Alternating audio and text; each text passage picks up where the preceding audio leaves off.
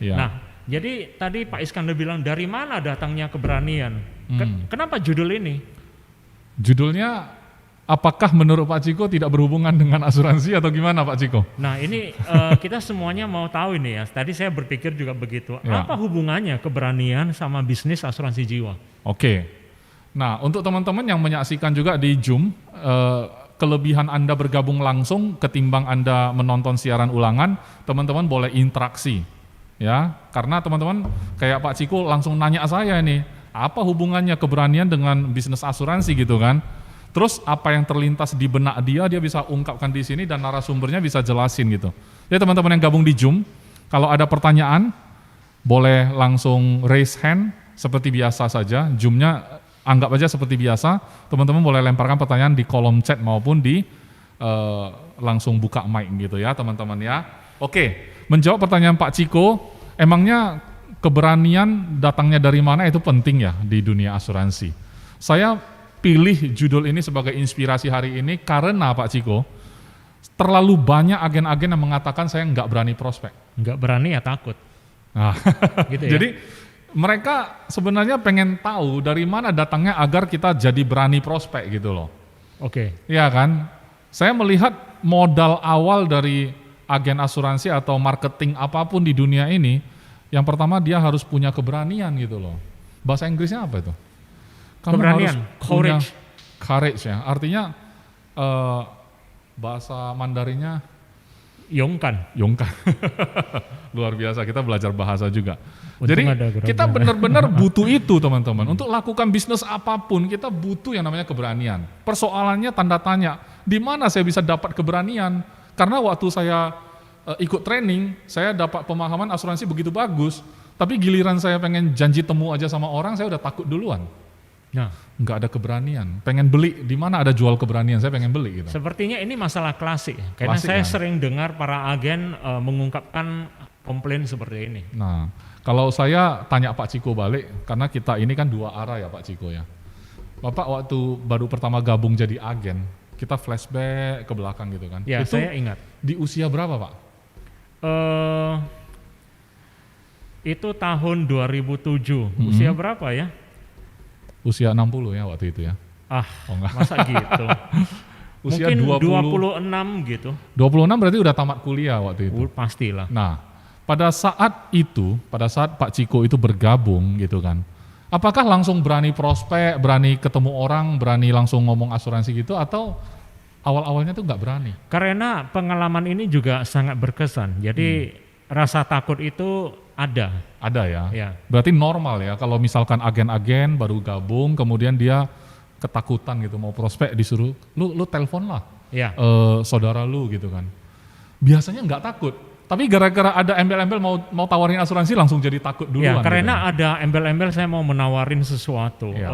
Mungkin perasaan seperti takut tidak Iya. diterima, takut tidak disambut dengan Betul. baik gitu loh. Iya, jadi ketakutan itu yang kita mau atasi teman-teman. Oleh sebab itu, untuk membahas keberanian datangnya dari mana, saya membahasnya terbalik ya Pak Ciko ya.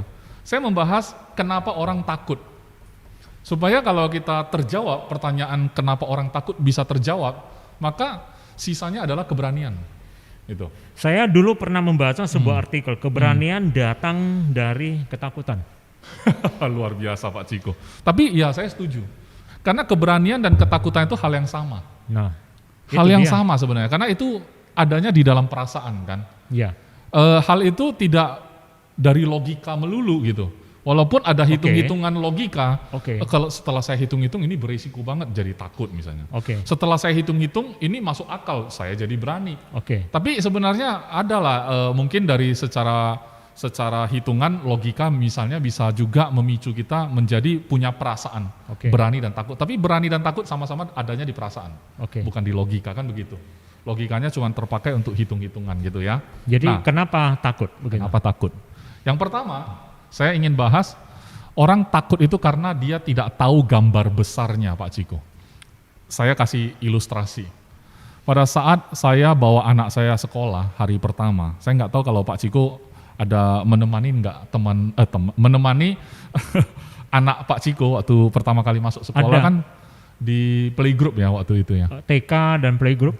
Waktu anak-anak dibawa ke sekolah pertama kali, hari pertama mereka benar-benar masuk sekolah, saya melihat banyak sekali anak-anak kecil nangis. Ya. Seperti itu ya, berarti normal ya. Tapi Jadi anak-anak saya tidak. enggak ya. Dua-duanya. Nah, itu pasti ada pengaruhnya. Kenapa ada yang nangis, ada yang enggak gitu kan. Yang saya mau fokus adalah kenapa ada yang nangis. Oke. Karena mereka takut, Pak Ciko. Takut. Nah, pertanyaannya kenapa dia takut?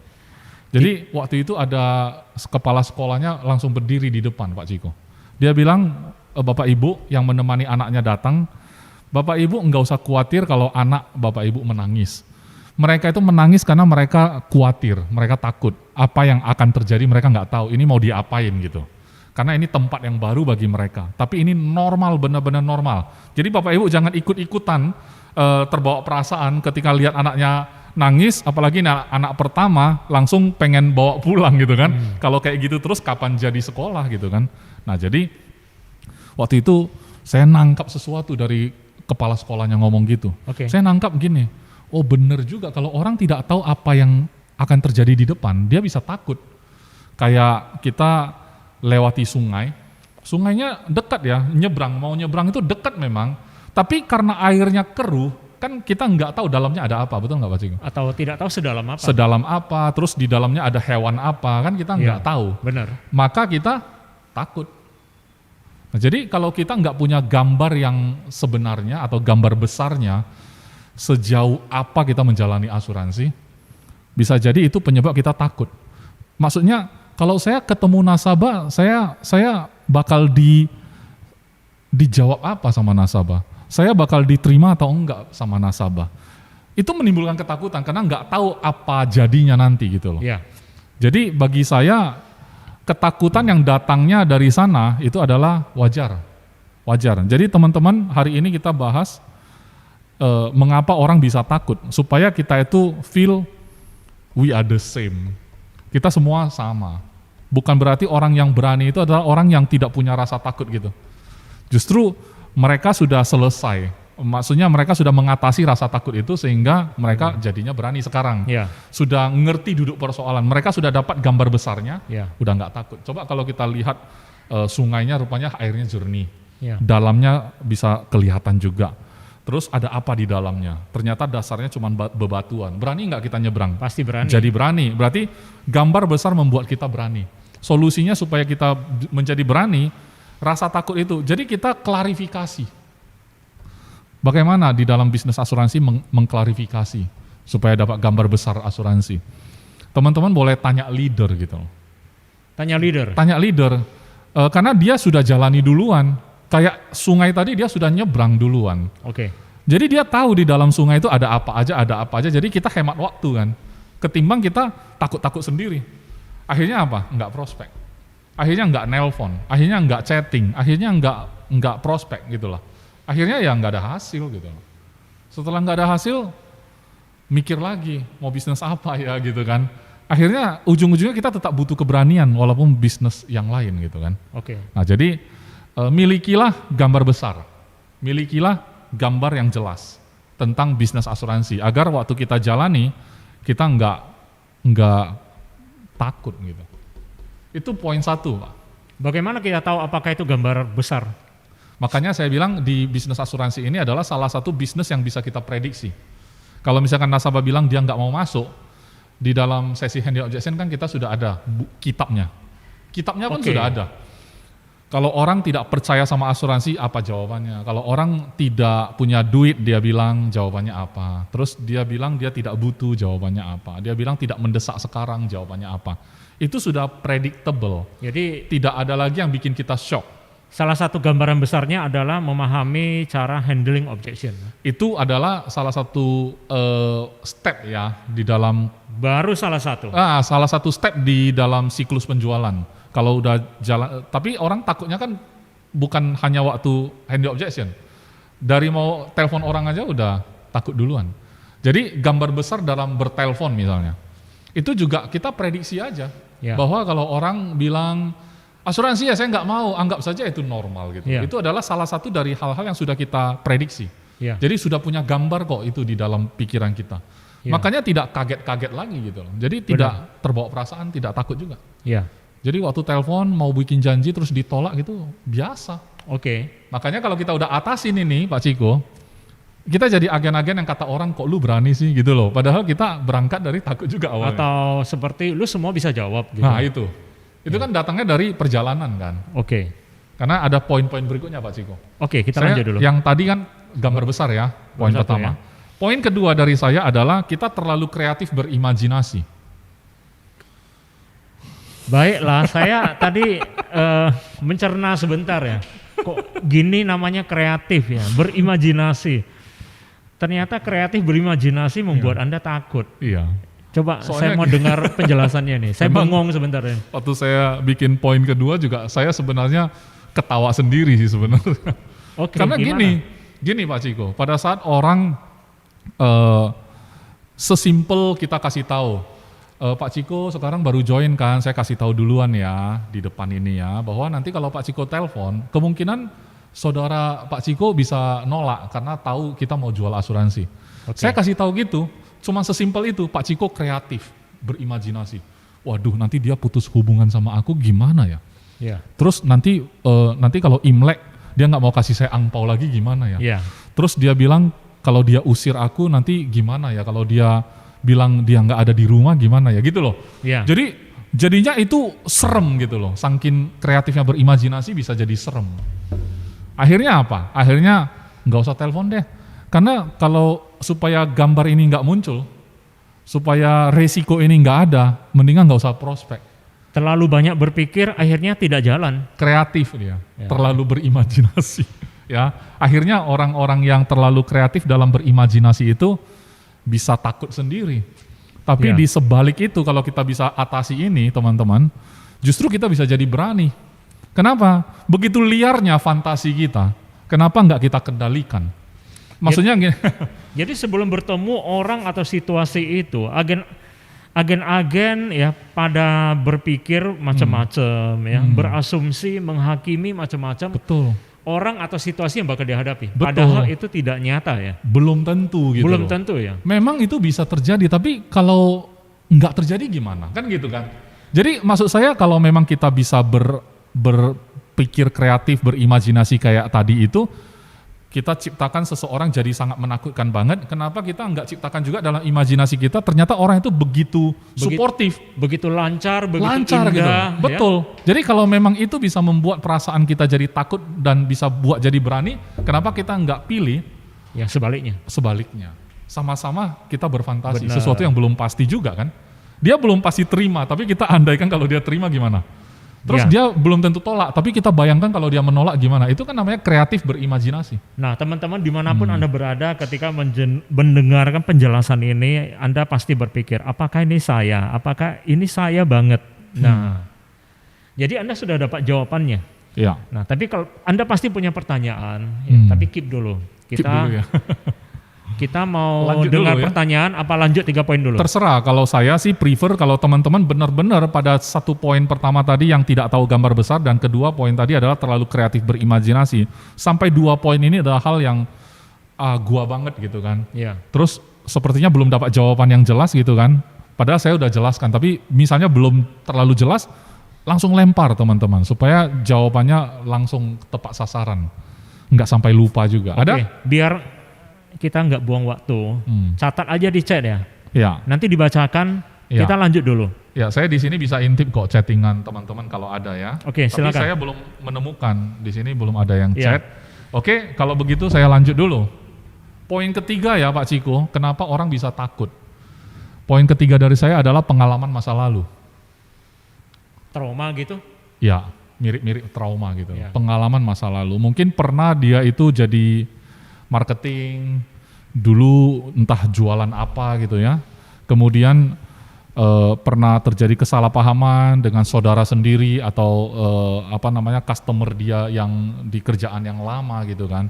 Penolakan itu terlalu menyakitkan bagi dia sehingga dia hari ini dia takut gitu loh untuk Saya mengambil langkah. pernah mendengar teman-teman yang bukan di kantor ini, kantor lain sih.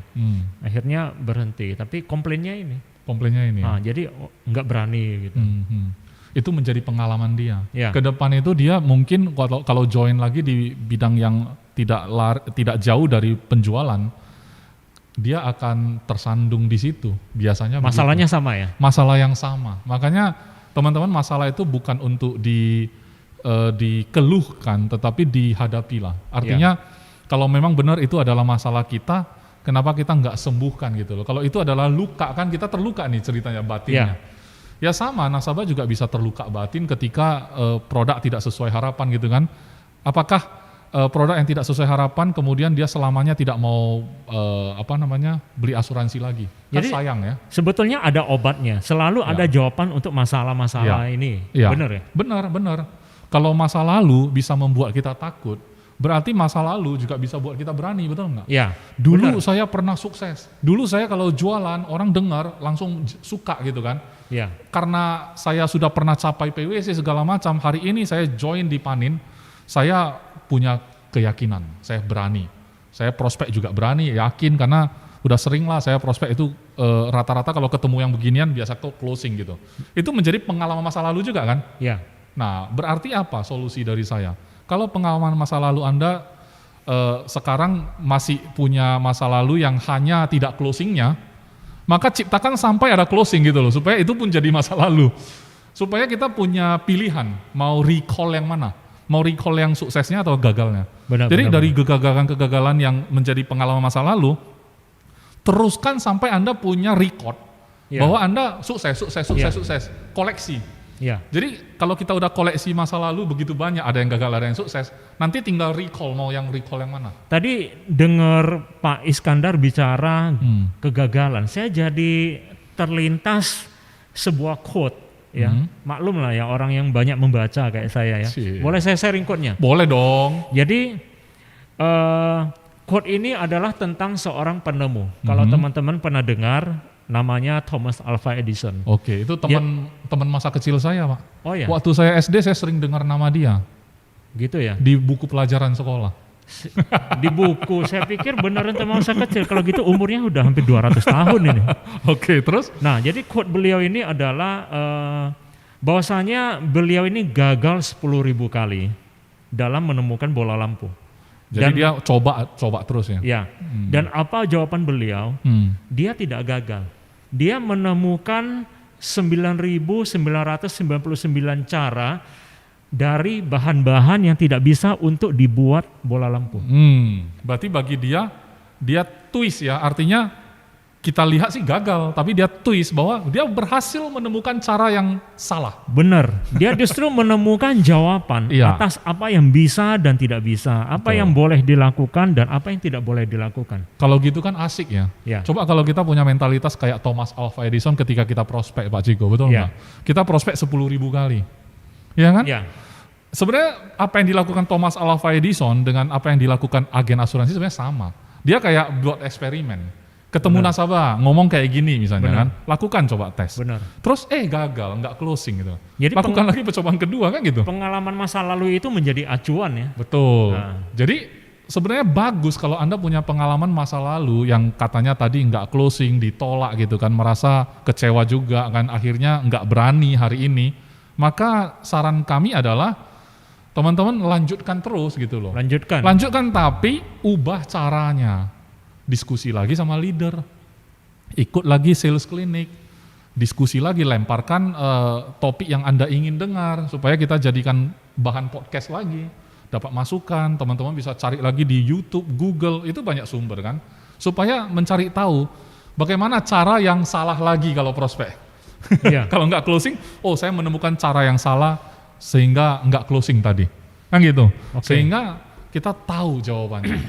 Ternyata umumnya seperti ini, karena ini bukan ilmu pasti. Kabar baiknya adalah ini bukan ilmu pasti. Sehingga saya melihat ada agen yang dia bebal ya. Dia pengalaman masa lalu banyak yang gagal, nggak closing Pak Ciko. Tapi karena dia terus menjalankannya dengan cara yang salah, tapi ada yang closing loh, walaupun caranya salah. Karena orang ngelihat, gila ini orang, gigi bener gitu loh. Nah, tapi ya itu adalah kabar buruk juga, karena cara salah masih menghasilkan closingan, biasanya dia anggap itu benar gitu loh. Tapi Oke. kan kita kan mau mendidik GM3 agent-agentnya nggak kayak gitu. Lebih berkualitas. Lebih berkualitas supaya apa? Kalau memang salah ya kita perbaiki. Walaupun setelah diperbaiki belum tentu closing tetap, tapi kan peluang closingnya jadi naik, Pak Oke. Ciko. Supaya Oke. kita nggak habis waktu. Kalau Thomas Alva Edison dikasih pertanyaan, bro, 10.000 kali akhirnya ke 10.000-nya kamu berhasil. Misalnya ke 5.000 aja udah berhasil, lu mau nggak? Pasti dia mau kalau tahu gitu. Mau. Soalnya kan gitu kan. Mau. Tapi berhubung waktu itu Thomas Alva Edison mungkin nggak ada mentor yang sudah melakukan percobaan itu sebelumnya. Jadi dia kan yang merintis kan. Ya. Dia coba-coba. Karena ya. tidak pernah dilakukan orang lain. Betul. Coba kalau hari ini kita mau bikin bola lampu lagi dan terus Thomas Alva Edison duduk di sebelah kita. Ya. Tentu dia kasih tahu, nggak usah lagi coba cara itu kan Ya. gitu kan. Ini bahannya. Gitu. Ini saya sudah tahu ini cara yang salah, lu nggak usah lagi gitu loh. Ya. Ini dulu baru kembangin lagi Ya. gitu loh. Saya berharap Pak Ciko, saya berharap teman-teman semua yang bergabung di GAM3, Anda lebih hebat closing dibandingkan leader-leader Anda. Kenapa? Karena leader Anda kan sudah kasih tahu caranya. Otomatis Anda sudah bisa merangkum dan Anda bisa meracik lagi cara yang lebih advance ya, lebih maju lagi gitu. Ya kan, Oke. apalagi anak-anak muda ya. Oke. Nah, ini poin ketiga ya. Teman-teman, dari penjelasan 3 poin itu teman-teman masih ikut ya, masih Ya. follow ya. Sebetulnya saya ketika periksa absensi ini sudah ada 270 peserta. Wow. Dan saya kira ya ada seorang senior ya, Mhm. pakar manajemen senior di Kota Medan juga bergabung dengan Oh kita. ya? Wah, Kita saya tersanjung. sapa beliau lah ya. Jadi Pak Tan, terima kasih bergabung dengan kita ya. Iya. Nah, sambil pantau ya, mudah-mudahan juga bisa sharing petunjuk ya untuk kita. Ya, nah. Oke, kita Iya. lanjut. Lanjut. Oke. Jadi saya positive thinking. Kalau teman-teman tidak lemparkan pertanyaan, hanya 2 kemungkinan kan, benar-benar sudah paham karena penjelasannya jelas, atau benar-benar nggak paham jadi nggak tahu mau tanya apa. Saya sih orangnya optimis, ya kan. Saya merasa penjelasan saya sudah jelas sehingga Ya. tidak tanya gitu kan. Oke. Kalau begitu saya lanjut. Tapi anyway, saya tersanjung Pak Tan bergabung ya, sudah bergabung di Zoom kita. Thank you Nampak Pak Tan fotonya. sudah bergabung. Oke, yang keempat ya Pak Ciko ini ya. Oke, poin keempat. Gimana? Orang bisa menjadi takut karena dia ragu akan kemampuan dia. Karena dia tahu bahwa dia nggak tahu apa-apa soal asuransi. Dan itu wajar kalau dia merasa takut. Kalau dia merasa berani dengan sifat keadaan kayak gitu, itu namanya nekat. Bukan berani, nekat itu. Ragu pada kemampuan Iya. dengan belum punya kemampuan. Skill itu 2 hal knowledge. yang berbeda. Ya. Sudah Jadi- tahu atau belum tahu begitu. Oke, dua-duanya bermasalah. Oke. Kalau misalkan dia belum punya kemampuan itu, ya kan? Dan dia tahu bahwa dia belum punya, Oke. wajar dia takut. Dan dia harus takut. Bagi saya itu wajar. Kalau gitu dia harus cari tahu, dia harus belajar. Ya, kalau yang poin ini gampang. Oke. Gampang diatasi. Kenapa? Ya udah tinggal belajar. Tapi Kan kalau gitu. ragu, Kalau sudah, ragu karena walaupun dia sudah tahu. ini masalah percaya diri. Nah, kalau itu masalah percaya diri, betul Pak Ciko. Jadi Bapak sudah menggarisbawahi di poin keempat ada 2 sub poin ya. Ya. Satu yang memang benar dia belum kuasai yang namanya skill knowledge-nya. Makanya dia takut, gampang diatasi, pelajari skill Oke. knowledge. Yang kedua, dia sudah pelajari tapi dia ragu, Ya. nggak percaya diri. Nah, kayak gini ini saya sih sebenarnya menyarankan teman-teman coba cari tahu, apalagi yang membuat Anda ragu, padahal Anda sudah tahu. Paling-paling Anda bilang begini, ya habisnya walaupun saya sudah tahu Pak, saya sudah tahu cara main unit link, saya sudah tahu product knowledge, saya sudah tahu sih ketemu mau ngomong apa gitu kan. Ya. Tapi berhubung ini bukan bidang saya sebelum ini, kan saya ini backgroundnya adalah misalnya saya ini kan dokter misalnya. Ya. Saya sudah belajar asuransi, saya sudah gabung jadi agent, oke, saya sudah belajar memang, tapi karena ini kan saya nggak pernah yang namanya jadi marketing. Tadi gitu. saya baru Experience. mau tanya soal ini.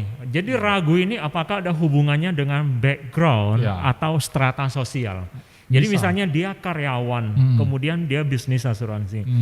Dia bertemu dengan orang-orang yang ya secara atas sosial ya. atau ekonomi ya atau secara pendidikan Ya. di atasnya. Jadi Memang, dia ya. sepertinya minder Iya, benar. atau masalah ego Benar, gitu loh. benar. Jadi kalau bicara percaya diri memang larinya ke sana semua. Ya. Komplikasi sih. Kalau percaya diri ini kan komplikasi. mungkin experience-nya belum ada prestasi, dia juga jadi ragu kan gitu kan. Padahal kan orang kalau sempat capai PwC, entah gimana dia capai gitu kan. Ya. Produk dia nggak terlalu pintar. Ya. Tapi orang ini pede. Karena prestasinya ada gitu loh. Oke. Jadi dia merasa pede. Ada yang pede karena dia punya pengalaman, udah lama kok di asuransi. Saya sambil merem udah tahu gitu kan. Oke. Dia pede gitu kan. Terus yang tadi strata sosial gitu kan. Oke. Budaya, umur bisa pengaruh. Ya. Karena apa? Misalnya saya terlalu muda misalnya. Saya baru tamat SMA. Katanya boleh join jadi agen. Jadi saya join. Tapi begitu saya sadar, yang saya prospek itu adalah orang-orang yang harusnya sudah punya penghasilan. Dan mereka rata-rata pasti di atas saya. Oke. Saya aja baru coba ini. Ya. Kan gitu kan. Belum pernah punya penghasilan. Baru kali ini saya jadi agen. Nah biasanya kondisi kayak gini kan membuat dia merasa takut kan. Sebenarnya nggak tepat bahwa dia takut, bener-bener takut, tapi ragu gitu loh. Nggak pede lah ya, nggak pede gitu loh. Kalau yang ini cara mengatasinya adalah lakukan terus, nggak ada cara lain, lakukan terus. Kenapa? Karena yang tadi itu strata sosial itu akan menyusul, usia juga akan menyusul, pengalaman akan menyusul kalau kita terus bekerja gitu loh. Lakukan terus gitu loh. Yang satu ini nggak ada kayak bicara sama leader supaya pede. Mungkin itu kayak ilusi, setelah ketemu leader jadi pede. Begitu bubar dari agent atau dari kantor gitu kan, udah bubar ke kehidupan nyata mau prospek nih, goyang lagi. Jadi sebetulnya obatnya itu bukan terima motivasi dari leader saja, tapi tetap dikerjakan. Benar. Tetap nanti, dihadapi. Ya, nanti ada dilema Pak Ciko antara teori dan praktek. Ya kan? Karena secara teori kita tahu pede aja bro. Tapi pada prakteknya gimana lu suruh gua pede? Sekarang aja gua mau melangkahkan kaki aja ragu gitu loh. Jadi teori praktek seringkali orang bilang beda banget gitu loh. Ini poin berikutnya atau gimana? Enggak, belum. Oke, masih lanjut ada dulu poinnya. Lanjut dulu ya. Oke. Yang kelima sekarang. Ya. Yang kelima, orang bisa menjadi takut apabila dia tidak ada persiapan. Yang ini juga gampang kita atasi. Kalau kita tahu persiapan itu penting, kalau kita nggak punya persiapan kita bisa takut, ya persiapan. Ilmunya, pengetahuan, produk. Ya, apapun itu. Apapun ya? Termasuk mungkin pakaian. Penampilan ya kan. Terus juga kira-kira orang yang kita mau temui, kita persiapkan dulu ini. Orang yang mau kita jumpa itu umur berapa, tahu nggak dia punya anak berapa. Kalau sebanyak yang kita tahu,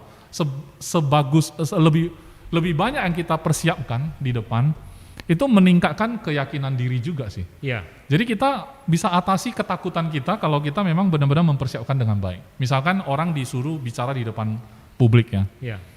Sudah dijadwal. Oke, sudah dijadwal. Pak Ciko, hari ini Bapak adalah pembicara utama.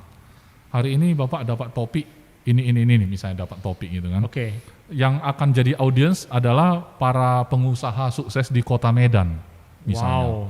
Terus Pak Ciko harus deliver speech, memberikan pidato dalam bahasa Inggris misalnya. Wow. Terus Pak Ciko satu sisi merasa senang karena ini adalah peluang, satu sisi tentu adalah sesuatu yang mengerikan juga kan. Kalau jadi saya bisa ke CP langsung beli jas baru, nggak mau pakai jas lama ini. Iya, kenapa? Karena kita takut nanti nggak imbang. Iya. Nah, takut kan. Jadi atasinya adalah persiapan gitu loh. Sepatu baru, jas baru. Bila perlu pinjam juga nggak apa-apa kalau nggak sempat beli. Beli kelamaan kan.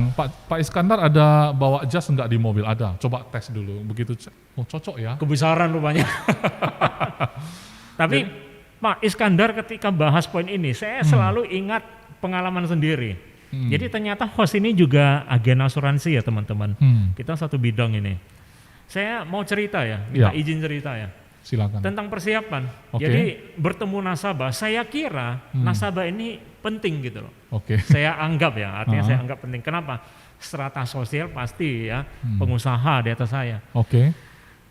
Gara-gara mau ketemu, tapi persiapan kurang mantap. Jadi apa yang kurang mantap? Saya belum cukuran, lupa. Oh, oke. Padahal jadi, itu bisa juga seksi ya?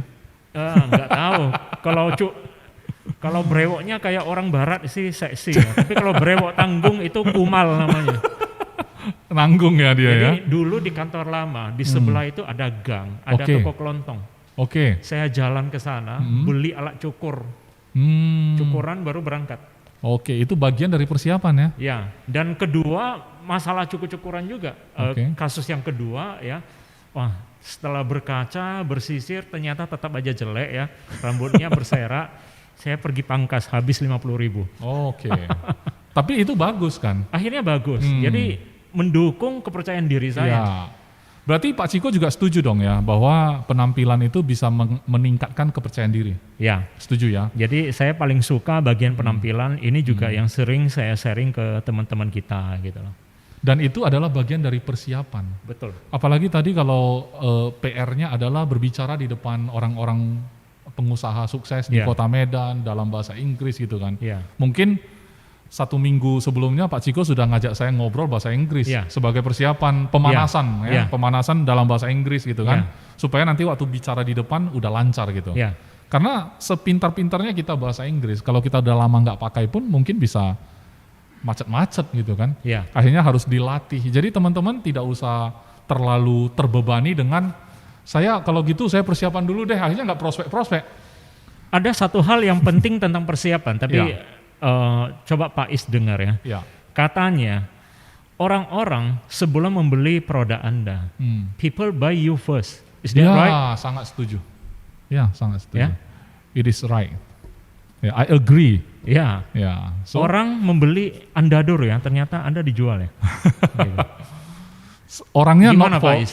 orangnya not for sale, tapi mungkin figurnya itu orang buy in atau enggak gitu. Orang terima atau enggak gitu loh. Jadi istilahnya produk nomor 2, tapi orang ini bagaimana nomor 1. Itu saya sangat setuju, karena teman-teman coba bayangkan saja kalau ada orang datang ke rumah Anda, mungkin Anda kenal atau tidak, tapi setidaknya Anda akan lihat dulu kesan pertamanya, betul nggak? Oke. Apakah orang ini mencurigakan atau enggak gitu loh. Ya. Kadang-kadang bukan soal dia rapi saja, Ya. kalau dia itu saya nggak jelas itu siapa, walaupun dia rapi saya tetap curiga. Oke. Dan bagi saya nasabah pasti begitu juga kan. Oke. Tapi oke. bayangkan kalau kita nggak rapi, makin curiga. Ya. Ya. Jadi sebetulnya ini menambah persentase keberhasilan. Iya. di Apa yang lapangan. kita bisa tingkatkan ya kita tingkatkan. Itu bagian dari persiapan kita. Saya nggak menuntut kita itu harus sempurna. Kamu udah pelajari nggak 4 kepribadian gitu kan? Iya. Nanti kalau Anda ketemu yang jenisnya melankolis, kamu harus siapkan begini. Udah dipersiapkan belum? Ya saya kira saya sudah persiapkan Pak. Oke, tapi kamu lihat dulu, cek sekali lagi gitu. Jadi malah jadi takut gitu kan. Saking apa? Saking khawatirnya soal persiapan ini gitu loh. Ya. Saya nggak mengatakan persiapan ini untuk membuat kita malah takut. Tapi justru saya minta teman-teman melakukan persiapan supaya berani, bukan takut. Ya. Artinya supaya pede gitu kan, bahwa oke, saya sudah tahu kira-kira nasabahnya, saya sudah tahu dia kisaran usia berapa, dia punya anak ya kan, rumahnya di mana, saya udah tahu lah kira-kira keadaan ekonominya kayak apa. Oke. Nah, saya asumsi misalnya dia udah punya asuransi gitu kan, seandainya dia punya asuransi, jadi saya punya skenario di pikiran saya. Itu bagian dari persiapan. Oke. Saya punya skenario, jadi tidak ada lagi yang membuat saya shock. Jadi orang bilang apa? Kok Bapak jadi agen asuransi kok orangnya pede banget ya? Terus Bapak kok bisa jawab semua ya? Ya. Itu padahal bagian dari persiapan. Bagian dari persiapan. Lama-lama kalau orang-orang yang sudah luar biasa gitu kan, kayak Pak Tan lah, tiba-tiba disuruh bicara, bukan problem untuk dia kan. Tapi kalau kenapa? Karena perbendaharaannya sudah tebel gitu loh, kamusnya sudah cukup tebel. Jadi teman-teman yang mungkin agen baru, kamusnya kan masih tipis nih, Ya. tapi kan bisa dipertebal. Oke. Melalui pengalaman-pengalaman leader, pengalaman-pengalaman kolega, teman-teman agent yang lain, juga ikut-ikut training gitu kan, itu bisa mempertebal kamus gitu loh. Cuma pertanyaan saya, kamusnya kalau sudah tebal, itu dipakai atau enggak? Ya. Itu yang penting. Itu yang penting. Jangan-jangan ilmunya disimpan Iya, gitu. lama-lama kalau kita pakai terus, ini kamus bisa kita pertebal sendiri. Ini tebal, makin tebal sendiri, dan ini di luar kepala loh, kayak enggak dibuat-buat, maksudnya enggak kagok gitu waktu ngomong, ngalir aja lancar. Kenapa? Karena udah biasa. Nah, karena udah biasa kita bilang apa? Kamu cocok jadi agen asuransi. Wajar kamu sukses. Saya dengar kamu ngomong lancar banget. Kamu memang pinter. Kamu memang bakat. Kalau saya nggak bisa. Sebenarnya ada prosesnya. Betul. Saya ini pendiam loh Pak Ciko. Ya, gitu ya.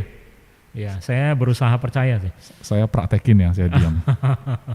Saya pendiam. Ya, habis waktu Pak. Oke. Nah, teman-teman sampai di sini apakah ada yang mau ditanya enggak? Ya, sampai di Saya sini. lihat masih belum ada ya di kolom chat ya. Oke, ada berapa poin lagi Pak? Poin saya paling 2 lagi lah ya. 2 lagi ya, waduh. Sebenarnya poinnya terakhir, cuman saya poin terakhirnya lagi adalah yang solusi dari saya ya. Ya, Poin terakhir kenapa orang takut adalah salah paham. salah paham. Jadi gini, saya itu pernah ngelihat orang yang hampir mirip kayak yang tadi, terlalu banyak imajinasi bahwa nasabahnya bakal marah, bakal begini, serem gitu kan. Itu kan salah paham. Tapi salah paham ini kan ada positifnya Pak Ciko. Dibalik.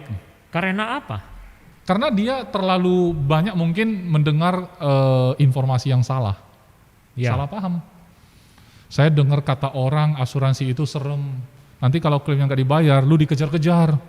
Kata orang kalau lu jadi agen, lu harus standby 24 jam sehari. Ya. Karena nasabah itu kalau sakit, dia suruh lu datang ke rumah sakit loh. Ya. Lu harus temenin dia. Ya. Apakah itu benar? Kan sebagian besar mitos kan. Ya. Itu Saya pernah dengar juga. bagian dari salah paham menurut saya. Karena kesalahpahaman itu kita pelihara, kita nggak klarifikasi, itu menumpuk jadi kamus juga, tebal juga. Nah kalau udah tebal, itu jadi momok, ya kan? Ya, kita yakin itu benar gitu. Kita yakin itu benar, padahal salah paham. Oke. Tapi sebaliknya kesalahpahaman yang terbalik itu membuat kita jadi pede, berani, ya kan? Buktinya ada orang yang punya paham yang salah, namanya salah paham. Pahamnya salah, akhirnya melakukan yang salah tapi dianggap benar.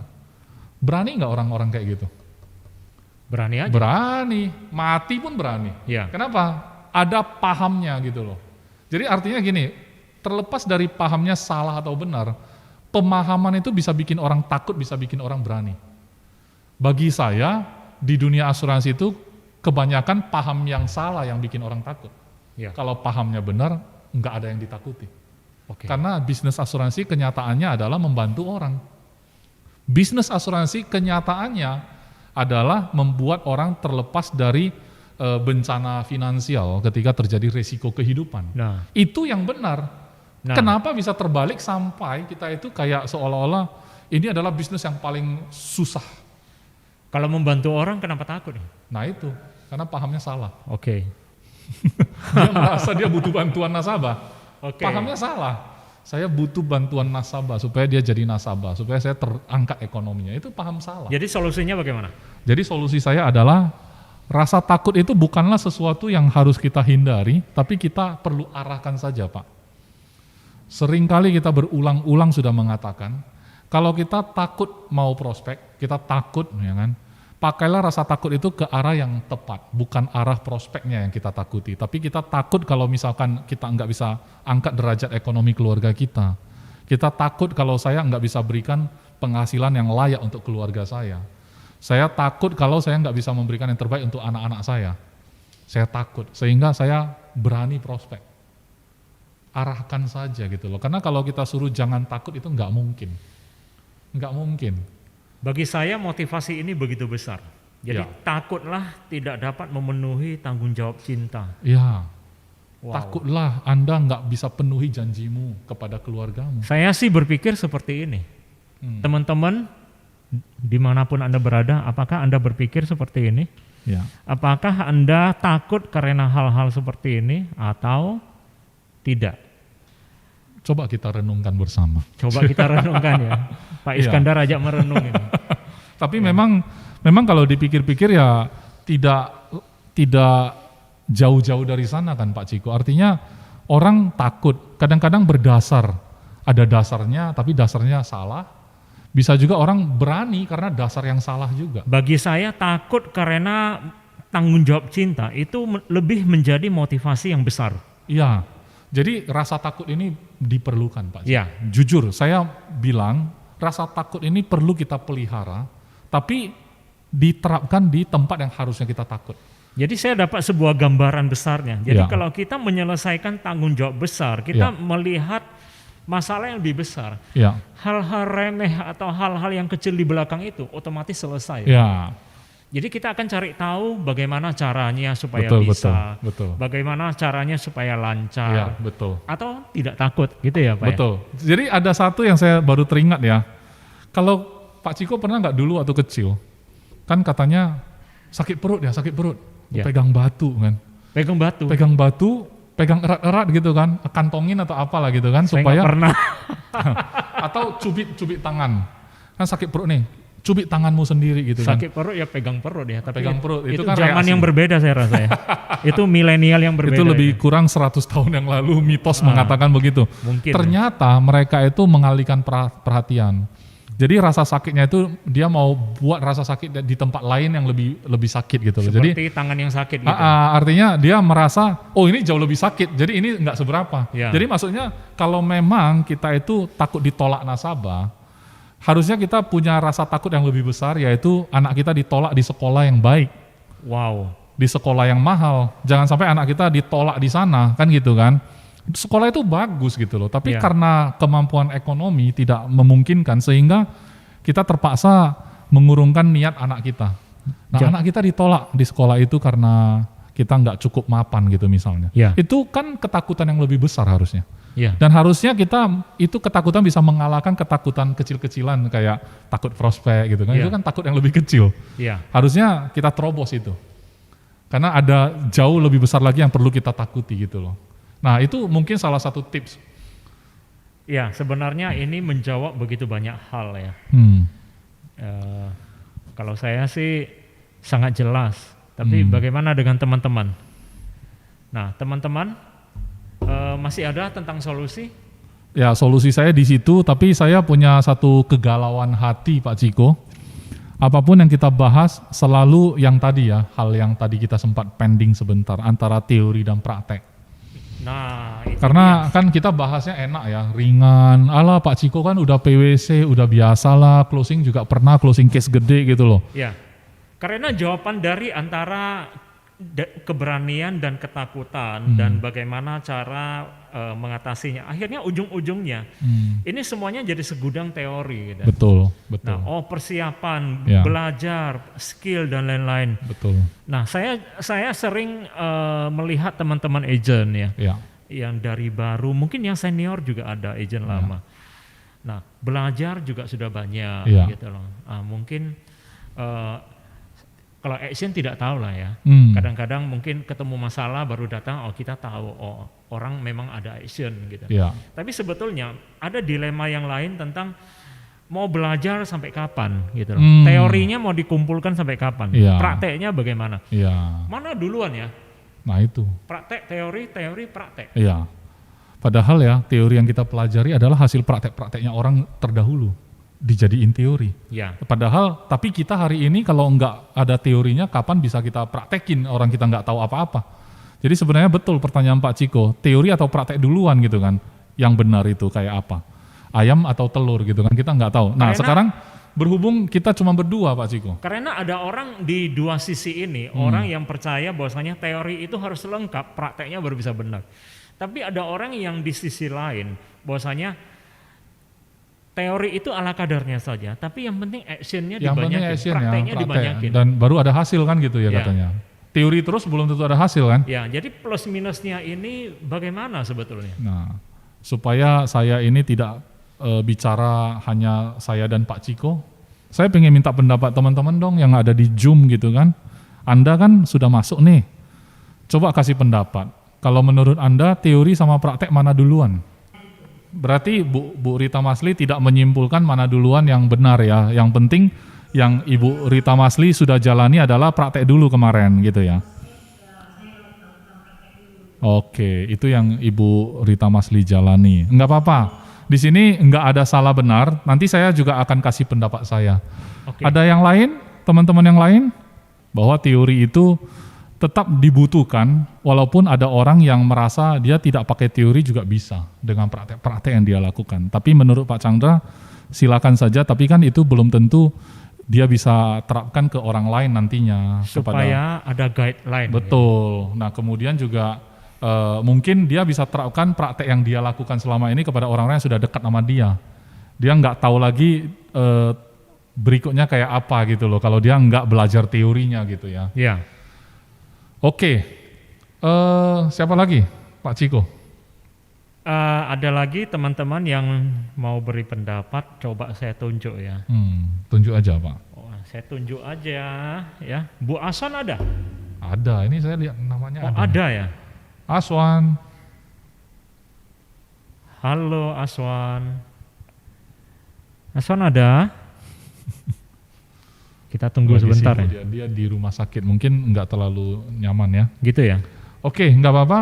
Tapi saya pengen tahu dong Pak Ciko, kalau menurut Bapak gimana tuh? Teori dan praktek. Ya, saya dengar beberapa opini teman-teman. Kalau menurut saya keduanya itu perlu bersamaan. Berarti tidak ada mana yang lebih penting. Tidak Ini ada. bukan plus minus mana yang harus berat sebelah. Oke. Jadi ini harus jalan bersamaan. Oke. Nah, karena kalau praktek melulu, orang-orang cenderung bisa melenceng Ya. atau kehilangan arah. Ya. Tapi kalau dia punya teori yang sepadan dengan prakteknya, actionnya, dia bisa tetap on the track Oke. atau sesuai jalur menuju target, Oke. gitu loh. Nah, dan satu hal yang lain dia bisa menduplikasikan ke orang lain. Nah, jadi memang kedua hal ini harus seimbang. Jadi bukan soal mana yang lebih penting, keduanya sama pentingnya. Ya.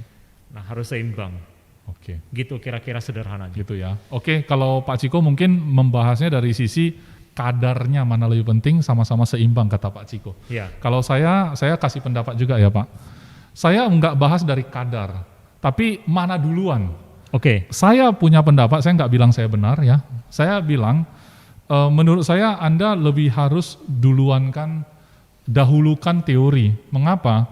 Karena kalau kita ada teori sebagai guideline, waktu kita praktekin, mungkin ada hal-hal yang sedikit berbeda di lapangan pelaksanaannya dibandingkan teori yang kita belajari. Ya. Tapi sebagian besar karena teori ini sudah dihasilkan oleh orang-orang yang sudah melakukannya terlebih dahulu, maka kita menghemat waktu banyak Pak Ciko. Benar.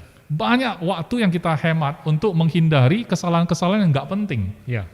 Karena udah jelas cara menemukan bola lampu tidak boleh pakai cara ini misalnya. Ya. Tapi kita coba-coba sendiri, praktek terus. Akhirnya kesalahan-kesalahan Thomas Alva Edison kita ulangi lagi. Jadi kita nggak ada shortcut jadinya. Padahal teori itu dibuat supaya kita bisa lebih cepat lagi, menghemat waktu, lebih efisien, Benar. lebih efektif. Oke. Oleh sebab itu, tapi benar kata Pak Ciko, saya setuju juga bahwa kadernya sama penting. Kenapa? Kalau kita belajar terus teori, nggak pernah kita praktekin, bagaimana kalau Anda dapat teori yang salah? Apakah Anda tahu? Ya. Tidak bisa membuktikan teori itu. Betul. Jadi maksud saya adalah kalau leader Anda bilang asuransi itu gampang, jangan percaya. Ya. Praktekin. Praktekin ya. Praktekin supaya Anda tahu ternyata memang gampang kan gitu ya. Benar. Memang gampang. Nah, jadi Anda buktikan sendiri kemudian Anda lihat, oh ternyata benar nih gitu loh. Kalau Anda sudah setuju sama teori tersebut, maka Anda bisa wariskan lagi ke tim Anda berikutnya gitu loh. Jadi teori itu sebenarnya dibuat oleh orang-orang yang sudah praktek sebelumnya. Oke. Nah, setelah itu barulah kita tinggal kembangkan dari teori yang sudah ada gitu loh. Sehingga pada ujung-ujungnya Anda bisa menciptakan teori lagi. Supaya apa? Supaya generasi berikutnya itu legacy loh. Ya. Teori itu legacy orang gitu Bisa loh. menikmati pengalaman kita. Betul. Jadi orang itu akhirnya mendapatkan satu kayak Manfaat. Esensi. Ya bahasa Indonesia. Intisari. Jadi teori itu kayak intisari pengalaman-pengalaman. Jadi kalau misalnya teori asuransi kayak apa gitu kan, itu sudah hasil dari bertahun-tahun gitu loh. Jadi Anda nggak usah jalani lagi kesalahan-kesalahan yang serupa. Itu pentingnya teori. Jadi nanti akan beda ketika orang start dari praktek. Bu Rita Masli sebenarnya kalau saya dengar tadi cerita dia bahwa dia praktek langsung gitu kan.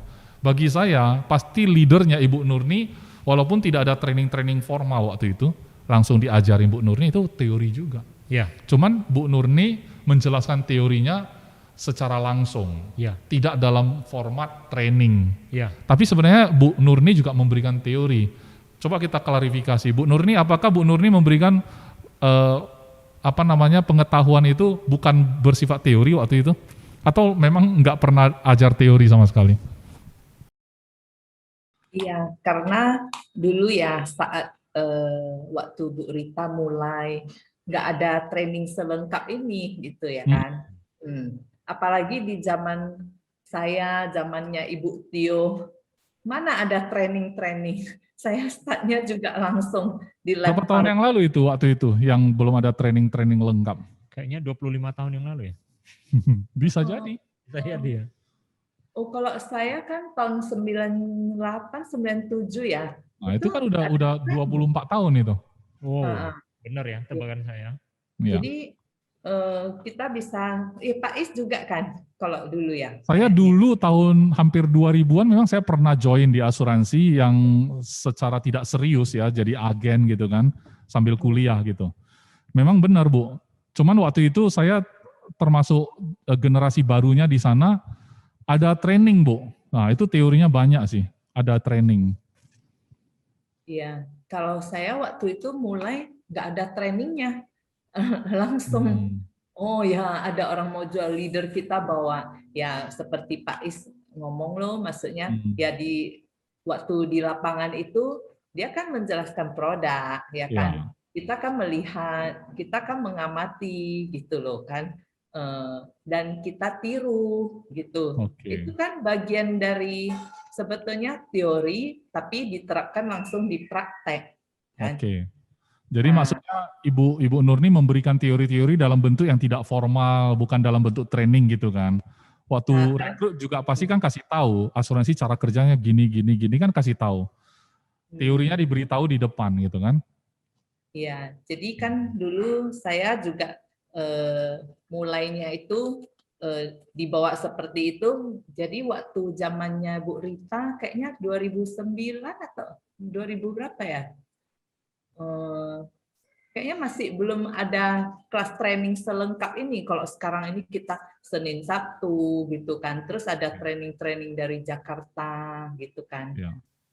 Akhirnya sambil dilengkapi makin yang apa yang kita di lapangan itu kita belajar dari teori imbangkan gitu. Iya, setuju.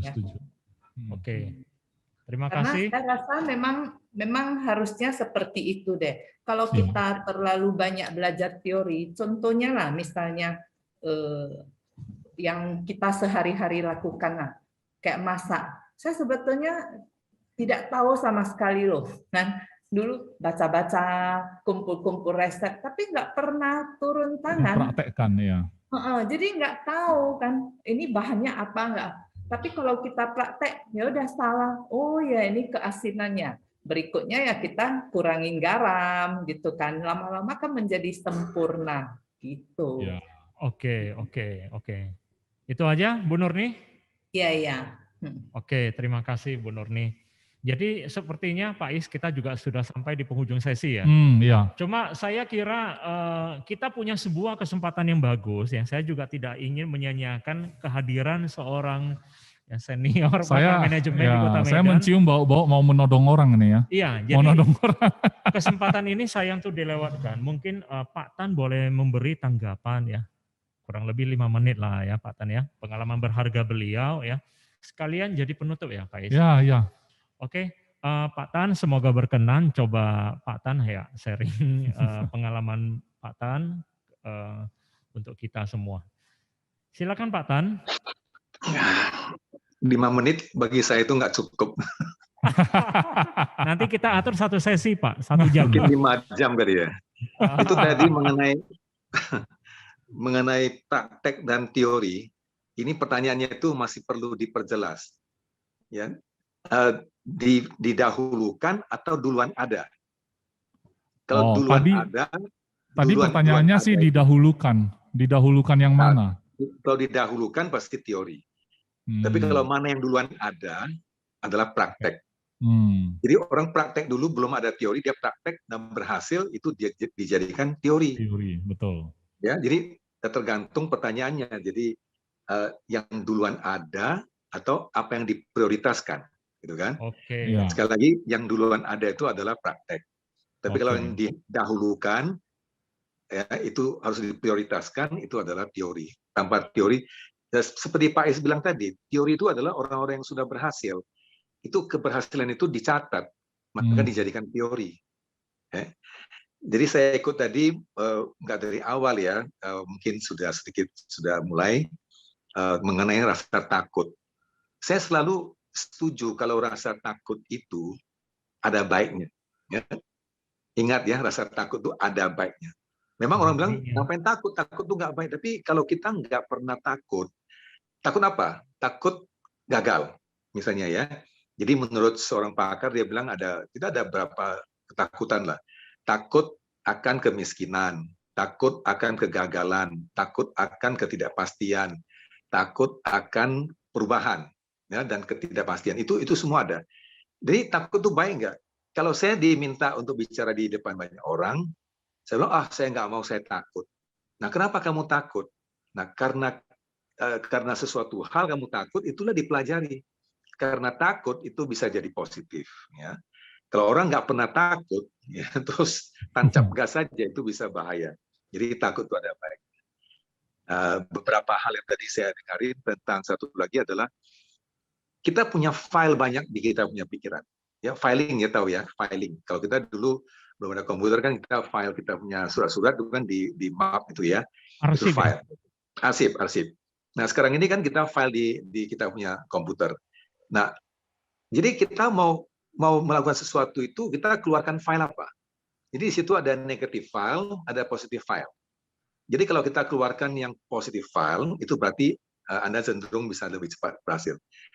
Saya selama setahun ini, baru tadi siang ada orang puji saya dari Tanjung Balai, dia bilang, Pak Tan, saya salut ini kok sudah usia sebegini masih bisa mengikuti perubahan dari offline menjadi online. Bapak tetap itu tiap bulan itu ada kegiatan.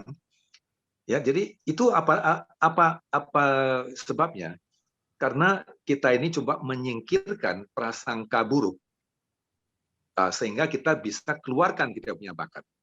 Saya pikir ini adalah satu hal yang penting ya di training saya. Itu nanti di hari tanggal 8 nanti itu saya akan bahas mengenai itu. Bagaimana kita menyingkirkan prasangka buruk sehingga kita bisa keluarkan kita punya bakat. Kalau prasangka buruk itu nggak kita singkirkan, bakat kita itu, talent kita itu sebanyak apapun tidak bisa dikeluarkan. Karena kita terlalu takut atau terlalu worry terhadap penilaian orang lain. Oh, nanti saya dinilai seperti begini, saya dinilai seperti gitu. Jadi tadi juga dibahas ya oleh Pak Iskandar dan Pak Ciko. Jadi saya pikir bagus sekali ini sesi hari ini ya. Jadi kesimpulan saya itu adalah kalau Anda mau lakukan sesuatu, keluarkan file yang benar. Kalau terlalu banyak consideration, terlalu banyak mempertimbangkan ini itu bukan nggak baik. Ya, bukan saya itu pesimistik, tapi itu adalah kenyataan. Perlu ada kekhawatiran. Itu kekhawatiran tidak bisa kita hindari. Nah, tapi kan selalu kita bilang, kalau Anda mau pergi mau prospek, kan pikirannya itu terus nanti kalau dia tolak bagaimana ya? Tadi Pak Iskandar ada cerita. Kalau nanti dia tolak bagaimana ya? Itu adalah you keluarkan negative file-nya. Tapi kalau you keluarkan positive file-nya, nanti kalau dia terima bagaimana? Oh, kalau dia terima, aku langsung beli sate Padang. Ya, langsung beli martabak, enjoy di rumah. That is your positive file. Jadi sebetulnya chances-nya itu imbang, 50-50, tergantung you mau keluarkan file apa. Nah, setahun lalu saya berpikir, kalau saya buat training via Zoom ini, ada nggak orang mau beli? Nah, kalau saya keluarkan negative file, terus saya nggak akan mulai. Jadi keluarkan yang positif saja, ya, sehingga itu, walaupun bukan berarti Anda sudah keluarkan positive file, Anda itu sudah pasti berhasil. Bukan. Tetap harus consider, setiap perencanaan harus mempertimbangkan what if. Kalau ini terjadi bagaimana? Kalau orang belum tertarik bagaimana? Kalau orang menolak bagaimana? Itu semakin banyak Anda pikirkan, itu berarti mentalnya siap. Begitu kejadian penolakan, Anda sudah punya kamusnya. Ya, tadi juga pernah disinggung. Jadi Anda sudah punya jawaban-jawaban. Kalau nanti ditolak seperti ini, Anda keluarkan solusi apa, jawaban apa, itu sudah ada. Nah, terakhir sekali. 5 menit udah lewat mungkin ya. Jadi, siap Pak, siap. Jadi gini, tentang PD, kan ada PD tadi kan? Nah, Ya. PD. PD itu menurut saya itu adalah terdiri dari Anda punya pengalaman, Anda punya keterampilan, Anda punya pengetahuan. Ya, nah pengetahuan dan keterampilan itu bisa dipelajari. Tapi kalau jam terbang, pengalaman tidak bisa dikebut. Ya, jadi pengalaman itu mesti slow but sure, setiap hari bertambah. Ya, jadi itu baru bisa dapat itu nanti namanya itu kita punya PD, percaya diri. Ya, ingat pengetahuan itu bisa diperoleh, keterampilan bisa diperoleh, tapi pengalaman itu mesti tunggu jam terbang yang udah banyak baru bisa. Demikian Bapak Ibu sekalian. Kalau ada kesalahan, maaf. Ya, luar biasa Pak Tan. Teman-teman tepuk tangan dong untuk Pak Tan. Tepuk tangan untuk Pak Tan. Nah, teman-teman, kita sudah sampai di penghujung sesi ya. Kita akan ketemu lagi di sesi berikutnya hari Sabtu seperti biasa ya. Nah, jadi teman-teman, di sini kita berbisnis di industri asuransi jiwa. Ya namanya berbisnis ini kita di sini jadi entrepreneur. Nah, satu hal kemampuan penting yang harus kita pelajari setiap saat yaitu menjadi proaktif. Nah, teman-teman leader, teman-teman agen ya, ketika sudah menjadi leader, teman-teman juga punya tanggung jawab terhadap teman-teman agent di bawahnya. Ketika sebagai agent, teman-teman juga sedang belajar menjadi proaktif, menjadi leader. Inilah karakter leader yang paling penting.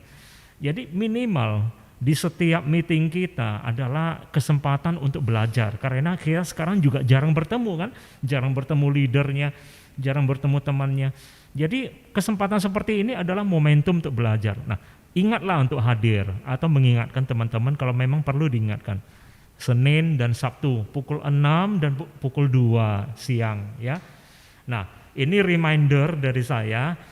Nah, kita sudahi sampai di sini ya Pak Is ya. Nah, terima kasih untuk Pak Tan, terima kasih untuk Pak Iskandar. Kita juga beri applause dari studio ya, dari ruang job ya. Terima kasih sudah hadir bersama kita.